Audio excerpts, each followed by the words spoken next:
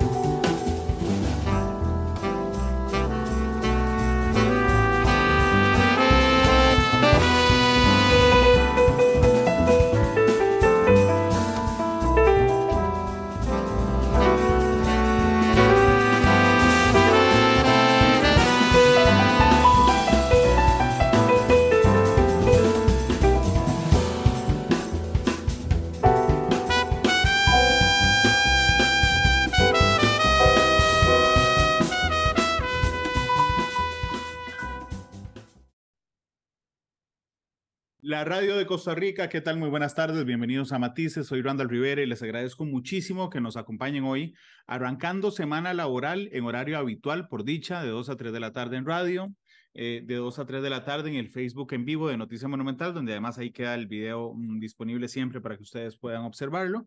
Además, esta noche nos pueden ver a través de Canal 2 y también pueden descargar o escuchar en línea Matices a través de los podcasts de Spotify, Google Podcast y Apple Podcast. Es más, los invito, por favor, a que si les gustan los podcasts, se suscriban al servicio de podcast que ustedes prefieran, Google Podcast, Apple Podcast o Spotify, y ahí les avisa cada vez que hay un nuevo episodio de Matices. Hoy le pedí a Katiana Aguilar que nos acompañe. Para mí es un tema muy importante el que vamos a hablar hoy porque tiene que ver directamente con la ola de violencia que está afectando al país. ¿Okay? Uno puede decir lo que quiera. Lo cierto es que los datos no engañan.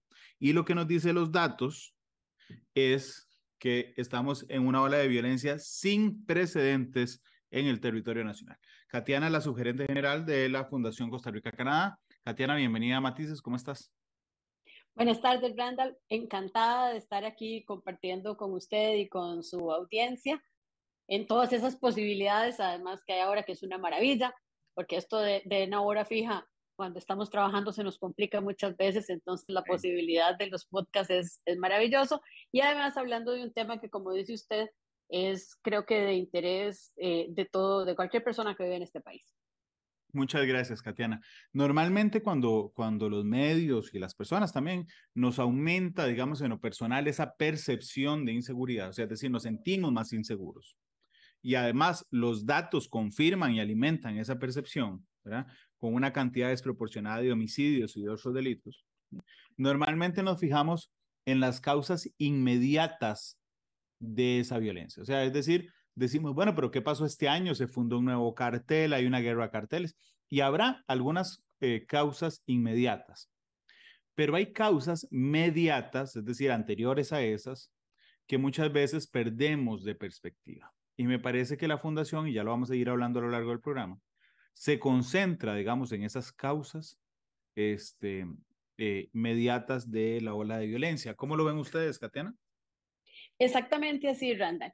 A ver, el tema que nos convoca es el tema del bono colectivo, ¿verdad? Que es la inversión que hace el Estado costarricense en infraestructura en algunas comunidades que están constituidas o se constituyeron de manera informal, o sea, que no hay, que les faltan servicios, todo esto. Normalmente esos son precarios, esos son áreas donde históricamente, y los datos, como bien decía usted antes, nos confirman, y se concentra una parte importante o de la ola de violencia o es algunos de los lugares donde viven algunas de las personas que son detenidas producto de estas cosas.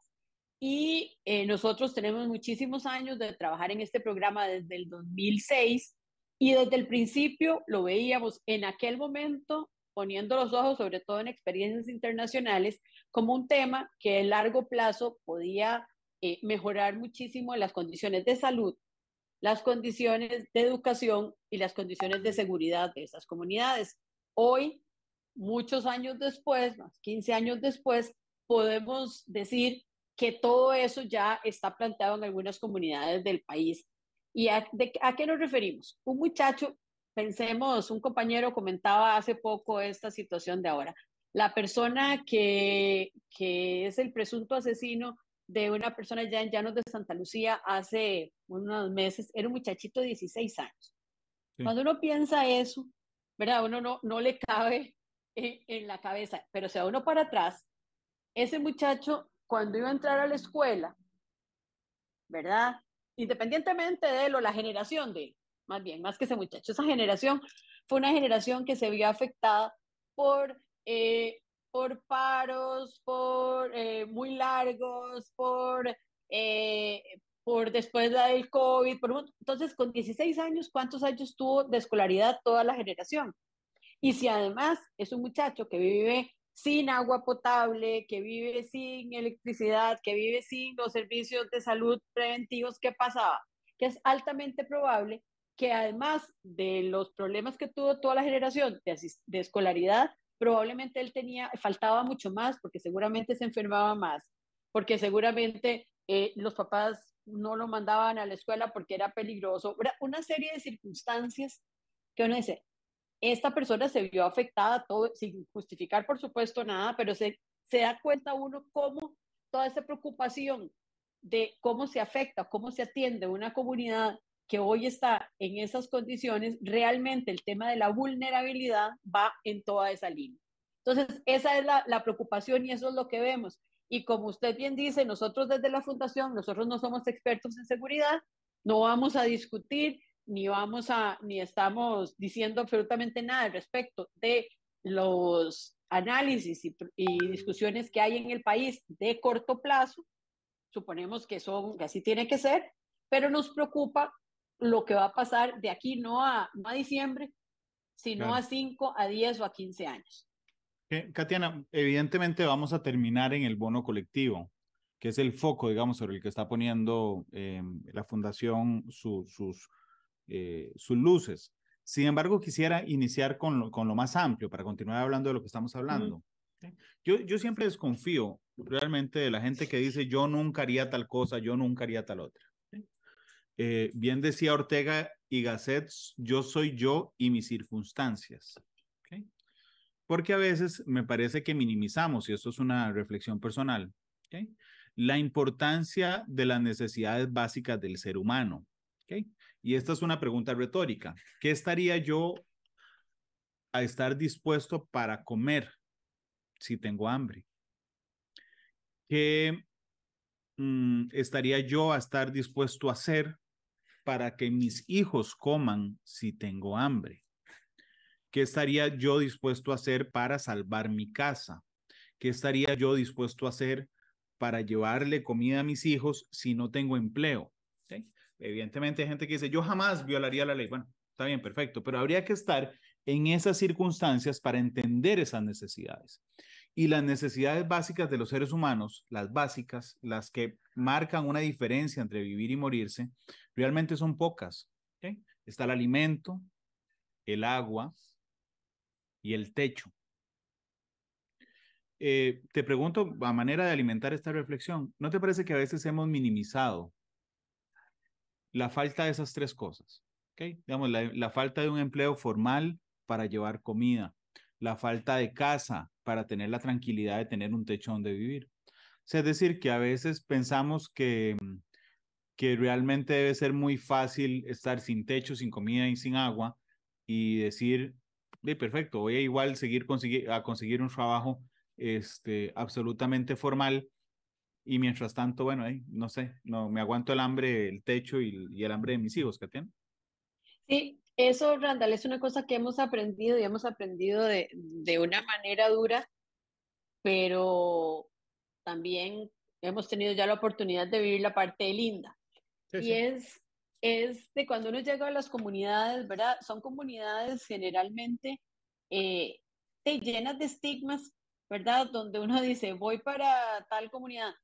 Y la gente, ¿cómo va a ir? No vaya, ¿cómo va a llevar esto? Y quítese los aretes, y no, ¿verdad? O sea, es una cosa, y cuando uno llega ahí se encuentra que la gran mayoría de los habitantes de todas esas comunidades es gente buena, es gente trabajadora, es gente que está en esa condición que usted dice, que es gente que está viviendo, luchando todos los días para ver cómo consigue un trabajo. A veces tienen un trabajo formal, la mayoría de las veces no, ¿verdad? Pero es gente que está procurando de buena forma obtener y cubrir esas necesidades para ellos y para sus hijos, ¿verdad? Entonces esa es la primera cosa, pero uno empieza a hablar con ellos y esta gente tiene un problema generado justamente por ese ambiente de autoestima muy severo, ¿verdad? O sea, es gente que no se siente que el sistema los entienda como personas.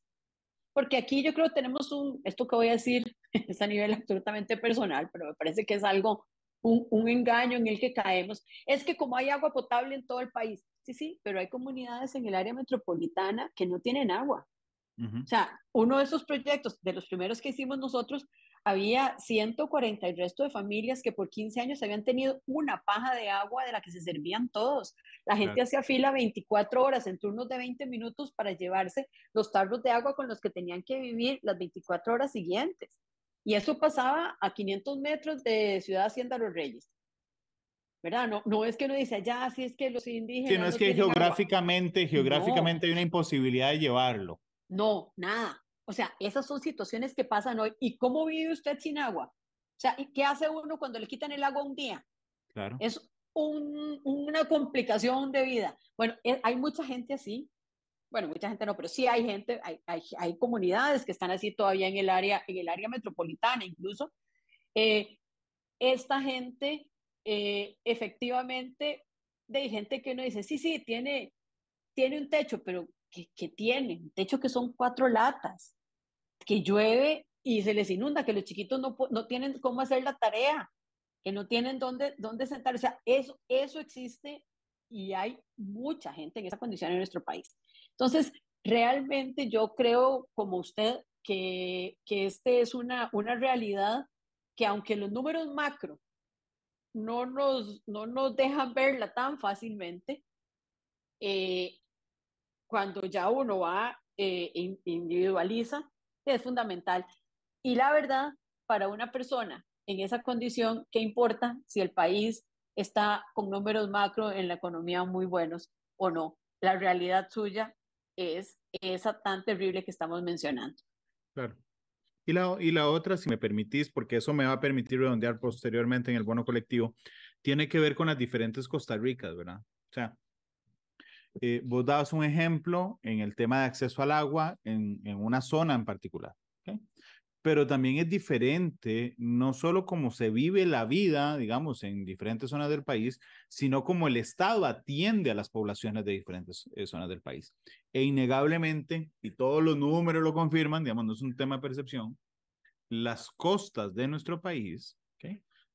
Son las Costa Ricas más deprimidas, y estoy hablando en términos socioeconómicos, son las Costa Ricas más deprimidas en el territorio nacional, Katiana, y eso ustedes lo ven siempre.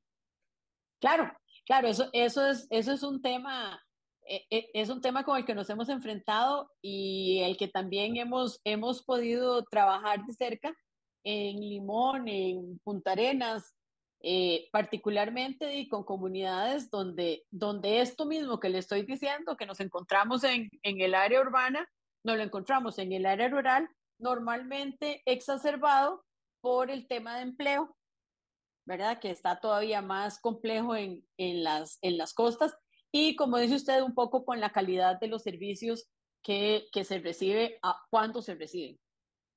Claro, ustedes, te pregunto, digamos, con toda la transparencia, porque Costa Rica ha tenido una disminución en los últimos años de inversión social. De alguna manera, ustedes, con la experiencia que tienen, ¿sí? Habían olfateado que eso podía estallar mal. O sea, es decir, que esa disminución, habían por lo menos logrado notar cierto abandono social, digamos, de agrupaciones vulnerables? A ver, esa pregunta es bien amplia y corresponde con preocupaciones que tenemos en diferentes dimensiones. Pero en el tema del bono colectivo, ese es un tema por el que nosotros hemos venido abogando desde hace muchísimos años, entendiéndolo de esta forma, digamos, más holística o más integral que te lo planteé antes. Ahí esto ha habido una disminución en la cantidad de recursos que venían para este tipo de proyectos, que más bien, digamos, ahorita tenemos la ilusión y la esperanza de que en este gobierno nuevamente se han empezado a presupuestar un poco recursos para esto. Pero sobre todo, nuestra mayor preocupación en este tema relacionado con lo que nos decís, Randall, y con eso que hemos olfateado, es que se perdió. A ver, el bono colectivo empezó en el 2006.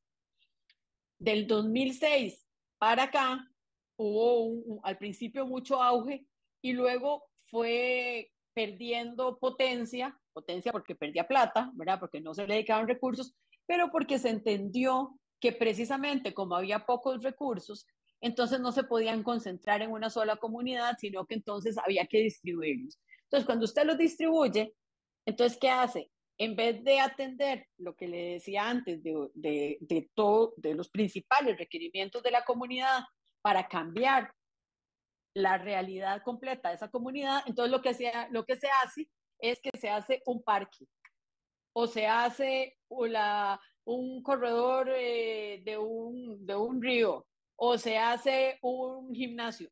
Eso está bien, pero eso no cambia la realidad de la comunidad. Entonces, es una en doble vía ha funcionado, digamos, esa preocupación que hemos tenido respecto de la visión del Estado costarricense sobre esta, eh, sobre esta figura, digamos. Y lo otro, Perdón, eh, Randa, nada más. Y la otra cosa, nosotros no somos expertos en seguridad, ya se lo he dicho varias veces, pero a pero ver, en lo social sí. pero no hay que ser muy vivo Ajá. para saber y ver las realidades de otros países. Y entonces era impensable que Costa Rica no fuera por esa vía con el camino que venimos recorriendo hace varios años. Sí. Yo te compro, evidentemente, yo tampoco soy experto en seguridad, pero es que este no es un problema policial, es un problema social. No, así es. Porque otra cosa que estamos viendo con los delitos y que ustedes además lo subrayan, digamos, cuando hablan del tema del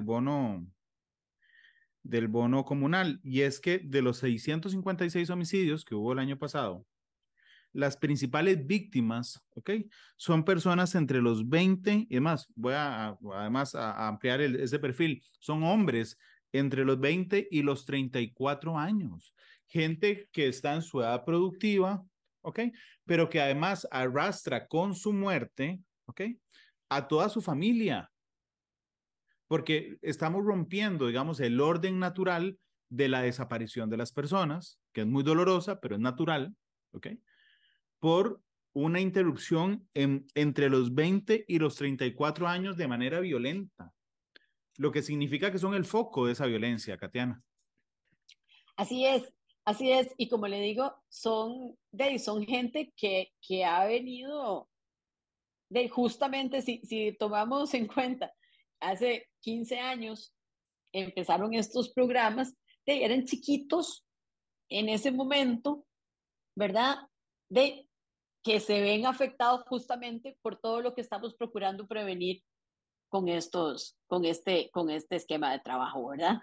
Eh, porque tampoco es que sea mágico, tampoco es que decimos vamos a hacer esta inversión social y ya aquí todo va a cambiar, ¿verdad? Las cosas van a cambiar en el mediano y en el largo plazo y eso es poco sexy políticamente, Sí, porque ¿verdad? además es más grande que un gobierno, No, más grande que varios gobiernos. está bien, más grande que varios gobiernos. Entonces eso hace poco atractivo desde el punto de vista de, de logro inmediato la atención de este tipo de programas.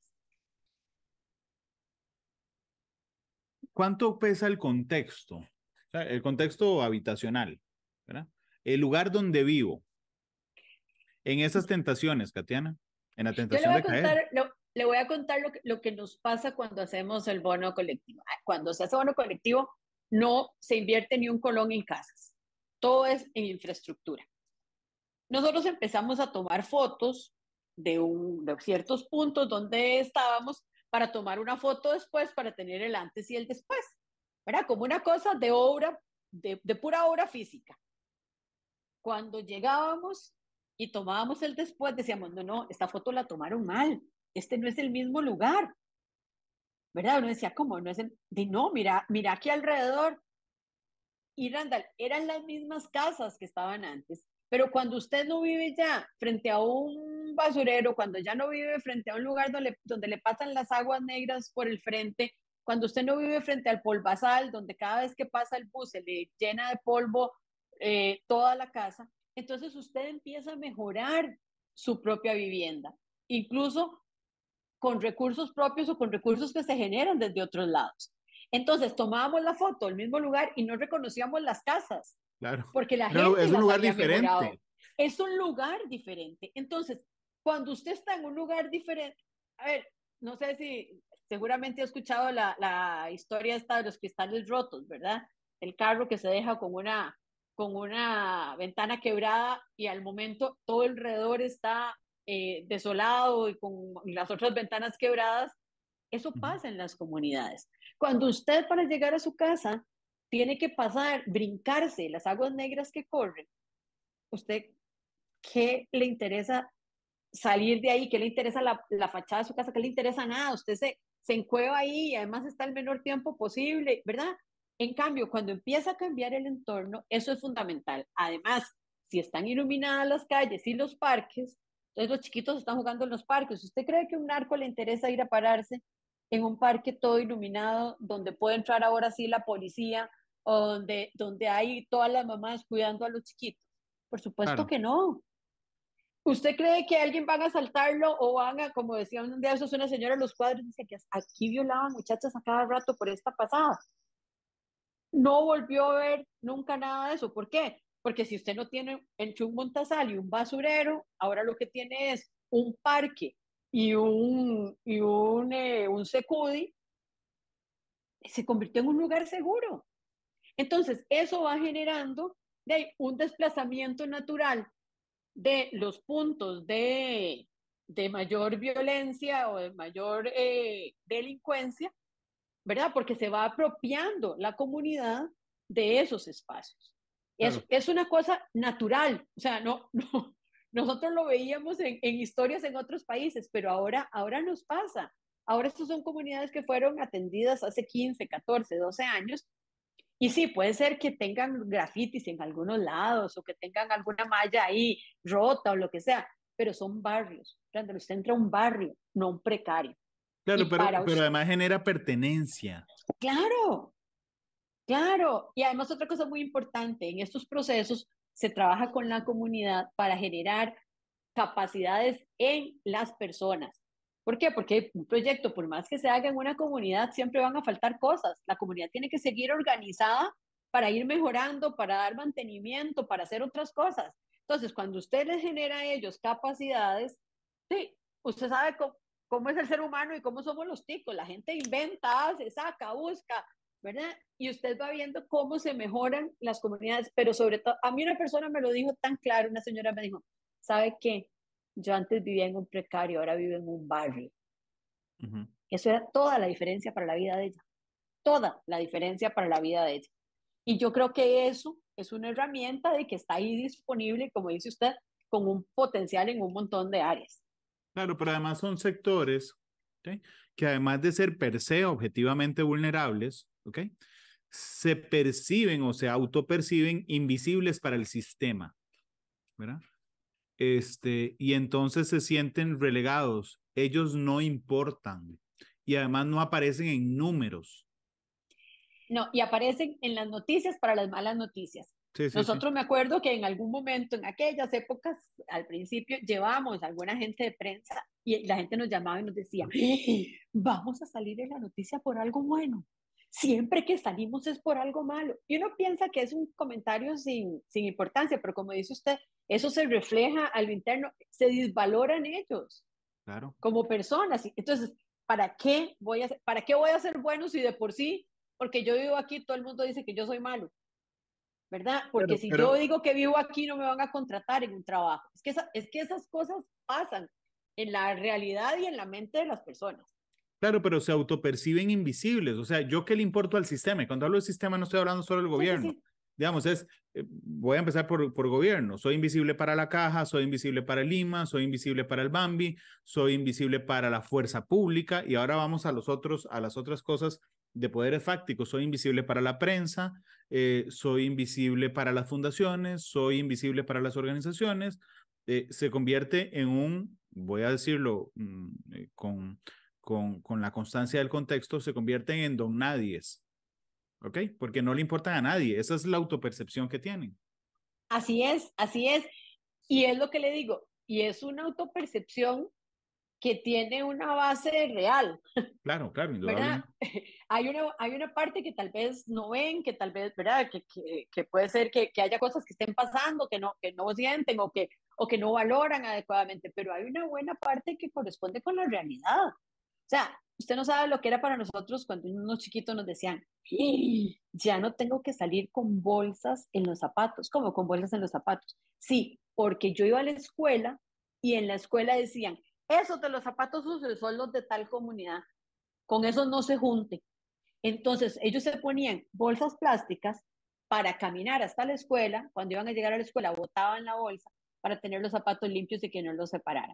O sea, parece chiste, parece sin importancia, dice bien chiquito, No, no, pero ya está claro. marcado ahí.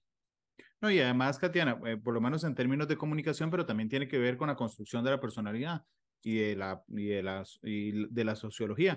Las percepciones se vuelven realidad. O sea, es decir, si yo me autopercibo nadie, mi realidad es que no soy nadie. O sea, es decir, se convierte en realidad porque pienso, actúo, mi comportamiento, mi proyección es con base en la percepción que más allá de si es cierto o no, o sea, más allá de la base real o no, se convierte cierto en el proceso.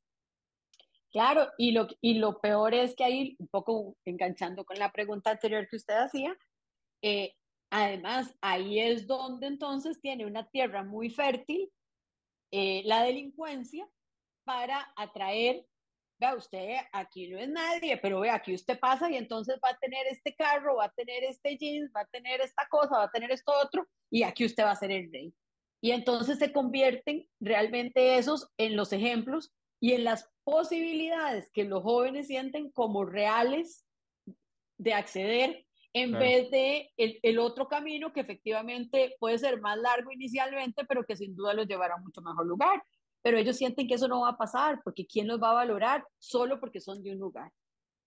Tatiana, permíteme ir a la pausa. La primera pausa comercial. Venimos en el segundo bloque, ahora sí, a hablar de bono comunal, porque contextualizamos toda la primera parte de la importancia de lo que vamos a hablar entonces en el segundo bloque. Tatiana Aguilar me acompaña, la subgerente general de la Fundación Costa Rica Canadá. Vamos a la pausa, regresamos con más de matices.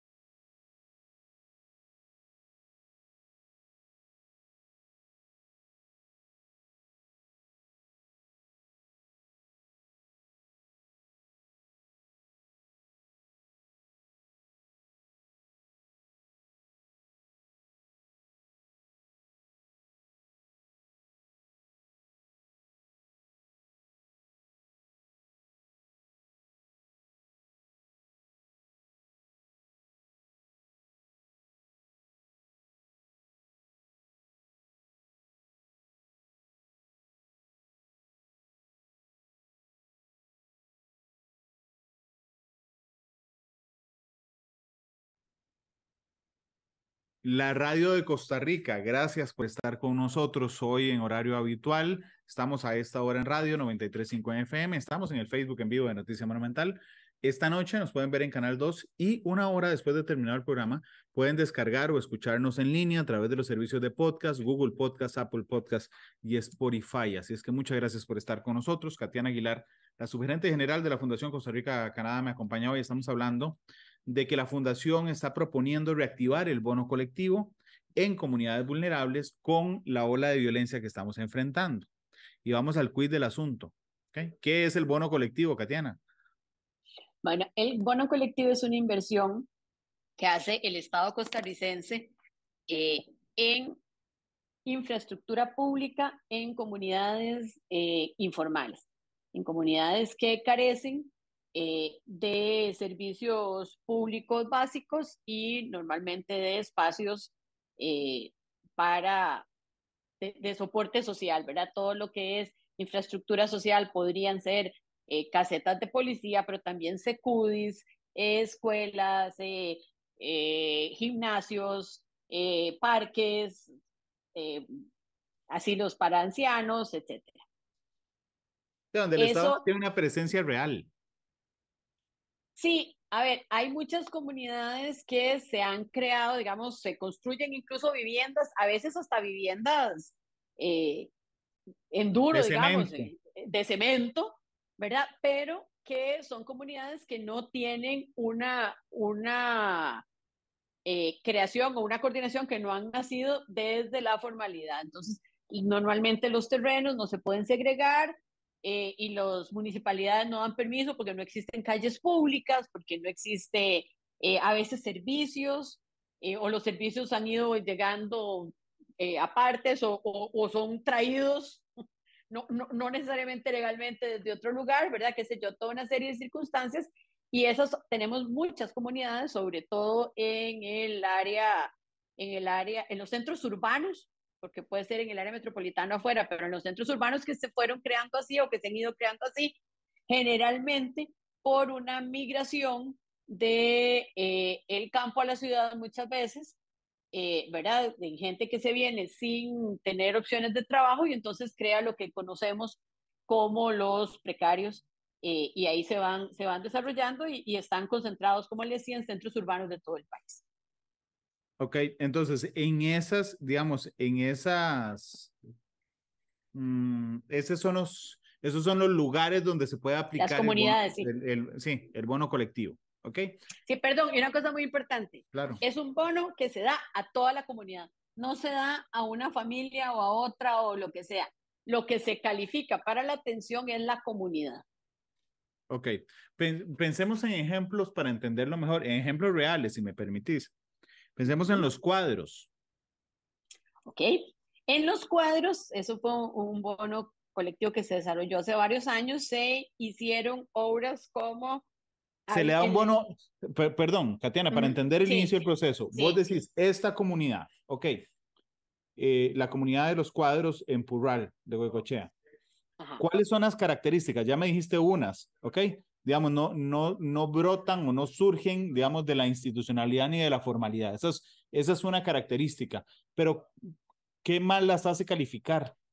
Ok, ahí a través de la historia del bono colectivo que empezó en el 2006, se han utilizado diferentes parámetros por parte del Ministerio de Vivienda, que es el que hace la definición de las comunidades, para, para ponerle a una entidad la tarea de ir a hacer el análisis para ver si califica.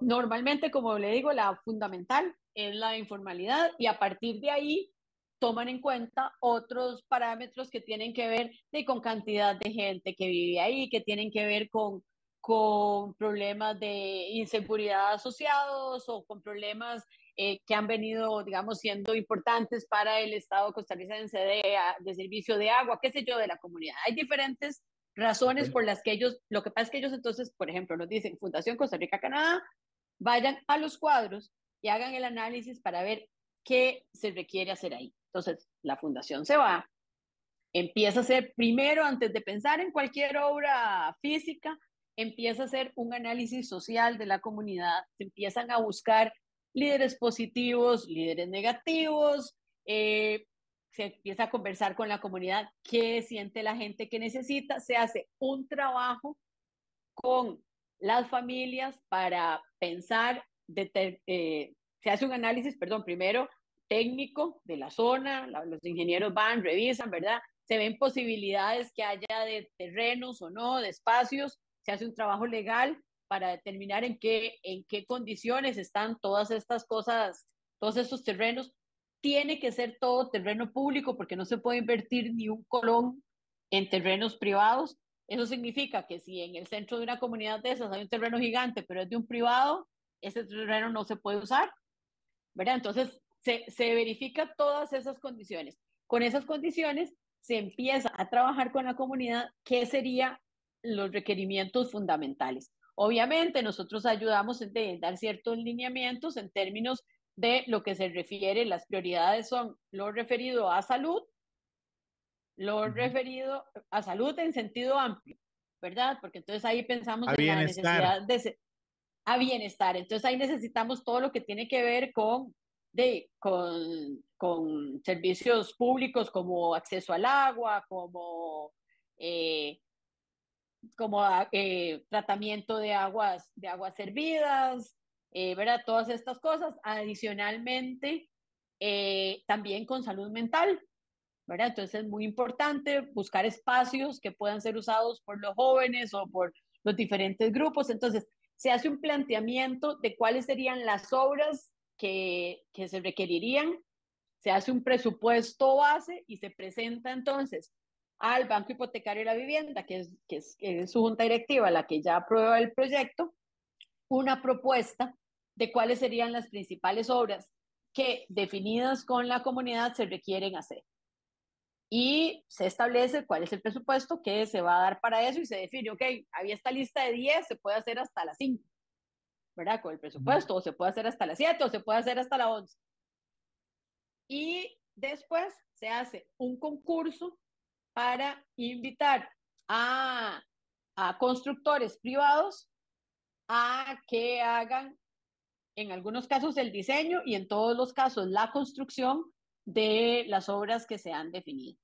Durante todo el periodo se sigue trabajando la parte social de la fundación o de la entidad con las familias y con la comunidad para generar capacidades en ellos para el mantenimiento y para de las obras que se van a generar y para que puedan generar y seguir creciendo una vez que se salga de la intervención del bono colectivo. ¿Se necesita alguna contraprestación organizativa, me refiero?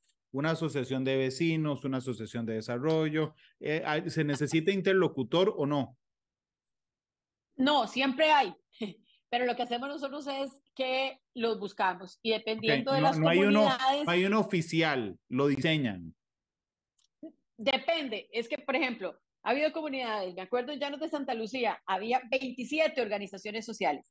Wow. Yo no podía poner a las 27 como contraparte porque con quién hablo, pero tampoco podía escoger una, porque quién era yo de afuera para venir a escoger una.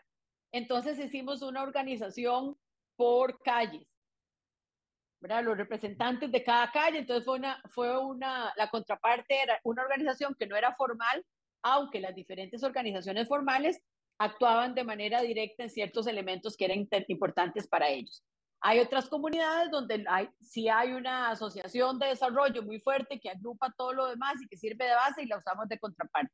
Entonces, es la parte social la que va determinando quién es la contraparte social, siempre buscando la mayor representatividad de la comunidad, pero no es requisito hoy, digamos, la existencia de una persona jurídica como contraparte por parte de la comunidad. Tatiana, ¿y quién nos pone en el mapa? Esas son diferentes formas, y es lo que le digo, ese es el reto en el Ministerio de Vivienda, que son los que consiguen los recursos, porque esos son recursos del presupuesto nacional. Entonces, en el Ministerio de Vivienda han utilizado diferentes elementos de referencia. Había algunos estudios hechos algunos años sobre todos los precarios en el país, Después, cuando empezó a darse el proyecto, algunas comunidades se fueron acercando y entonces se ponían en alguna lista. Entonces, han utilizado diferentes, cada gobierno que ha trabajado esto, que no son todos, ha usado diferentes. Las últimas cosas que han usado los últimos dos gobiernos, que la Fundación no ha participado, han hecho como un concurso donde tienen que inscribirse las comunidades. Lo que pasa es que esos son los casos que yo le explicaba hace un rato, Randall, que son asuntos puntuales, no la comunidad completa, sino más bien proyectos específicos, como decir un parque, un play, un esto, Claro. un lo otro. Entonces postulan al proyecto. Entonces han usado ese esquema en esta parte, digamos, no en la atención general. Tatiana, déjame ir a la segunda pausa. Nos quedan 7 minutos de programa nada más. Se va rapidísimo aquí. Déjame ir a la pausa. Gracias, gracias por estar con nosotros. Ya volvemos.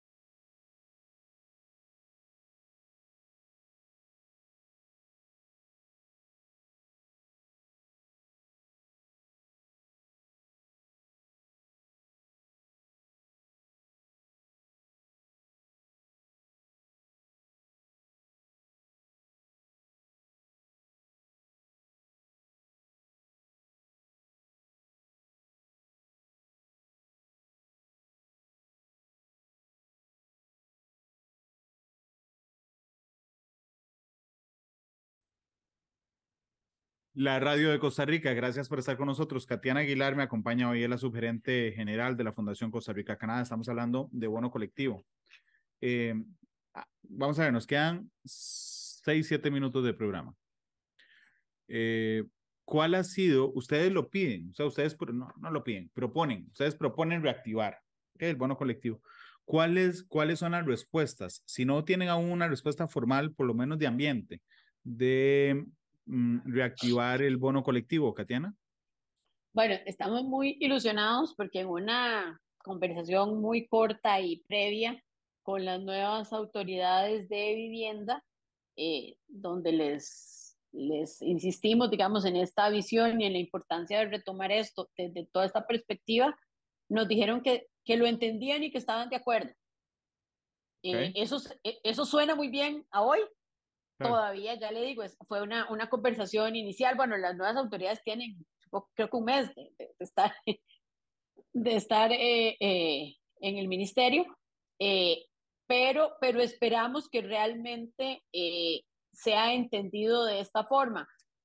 Como le decía, la otra buena noticia es que desde el Ministerio de Hacienda pusieron dinero otra vez para bono colectivo de una cantidad pequeña. Bueno, a ver, aquí nada es pequeño, lo que pasa es que la inversión siempre tiene que ser tan grande para poder hacer Claro. una cosa de esta, que Es se trata de grande, pero varios. es insuficiente. Es grande, pero sí, exactamente.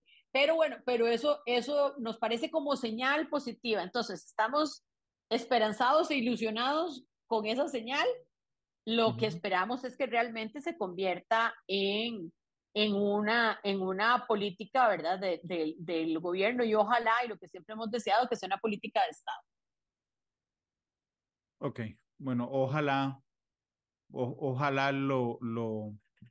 sea, ojalá logremos ejecutar, ojalá en los próximos años y ahora que hay más plata como país, logremos alimentar mejor, digamos, o más, para que en algún momento, ojalá en la historia próxima, sea suficiente, pero además ojalá se integre y no tengamos que depender, discúlpame, de que se les haya ocurrido a ustedes decir, hey, hagan esto, les propongo esto, sino que efectivamente esté incluido en la política pública y como una política de Estado. Así esa es la expectativa, y es algo que nosotros siempre hemos pensado. Desde el 2006 nosotros hemos sostenido la idea de que después de la creación de la Ley del Sistema Financiero Nacional para la Vivienda, esta es probablemente la reforma más importante en la que deberíamos de acometer. Ya creo que como país, y además es la tendencia mundial, estamos claros en que la casa ya no es la solución, ¿verdad? Hablamos de ciudades, hablamos de entorno, hablamos del barrio. Era una casa sola, pues sí, duerme mejor alguien que no duerme en la intemperie que alguien que duerme bajo techo, pero necesita y requiere de un entorno adecuado.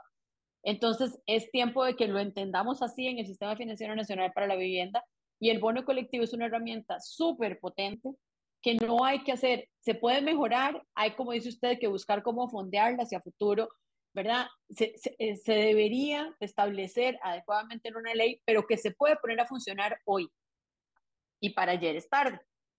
Entonces, creo que deberíamos de ir en paralelo con todo el funcionamiento adecuado de lo que tenemos hoy, y, como bien decía usted, con una visión de futuro, entendiendo esto no como una cosa que se nos ocurre a nosotros o que hablamos, como una cosa que está probado a nivel mundial, que es el camino que debemos recorrer si queremos evitar la violencia en el futuro. La violencia no se evita con la gente en la cárcel, la violencia se evita con menos pobreza, con más educación, con más salud y con mejores condiciones para la gente. Con oportunidades y con esperanza, y la esperanza se alimenta además de vivir en un lugar digno y bonito. Así es, así es. Y como le digo, en estas comunidades yo me atrevo a decir que el 90, el 95 o más % de la gente es gente buena, solo que tiene condiciones inadecuadas de vida. La gente que hace los desastres muchas veces no es gente de la comunidad, ¿verdad? O es un grupo minúsculo, pero logra llevarse la esperanza de los habitantes del lugar. Y además, Katiana, cuando usted está preocupado de las aguas negras, que no hay servicio de transporte, que además tiene desempleo y tiene que ver de dónde consigue plata, y digo, cuando usted está preocupado por eso, ¿de qué se va a ir a preocupar por organizarse para luchar contra un segundo que le está robando la paz a la comunidad? Sí, es lo que yo le decía, usted vive puertas adentro. Exactamente. Usted preocupado apenas por sobrevivir. Preocupado por sobrevivir. Katiana, muchas gracias por habernos acompañado. Ha sido muy interesante el programa de hoy. Muchas gracias. Muchas gracias, Randall, por este espacio, y siempre a la orden. La canción para cerrar hoy, cuénteme. Bueno, la semana pasada, creo, nos llevamos una agradabilísima sorpresa. Nos dimos cuenta que los Beatles todavía tenían un último regalo que darnos, y se publicó una canción que escribió John Lennon y se hizo la musicalización ahora con inteligencia artificial, de la cual tanto habla usted en sus programas. Se logró separar la voz del piano y se pusieron los otros instrumentos, y entonces nos presentaron Now and Then de los Beatles. Entonces me parece que eso nos da esperanza en todas las cosas que no sabíamos que podíamos hacer y que podemos hacia futuro. Me siento que voy a devolverme como 50 años, incluso antes de que yo naciera, para presentar el nuevo éxito de los Beatles. Gracias, Katiana. Gracias, Randall. Buenas tardes. Está muy bien. Gracias a ustedes que nos acompañaron hoy. Los Beatles despiden hoy Matices. Feliz tarde. En 1 hora estará disponible el programa de hoy en podcast, así es que por favor descárguenlo, por favor escúchenlo en línea, y por favor suscríbanse además a los diferentes canales de podcast de Matices. Feliz tarde. Hasta luego. Todas las perspectivas, cada punto de vista. Exploramos la realidad y cada uno de sus tonos. Esto fue Matices por Radio Monumental.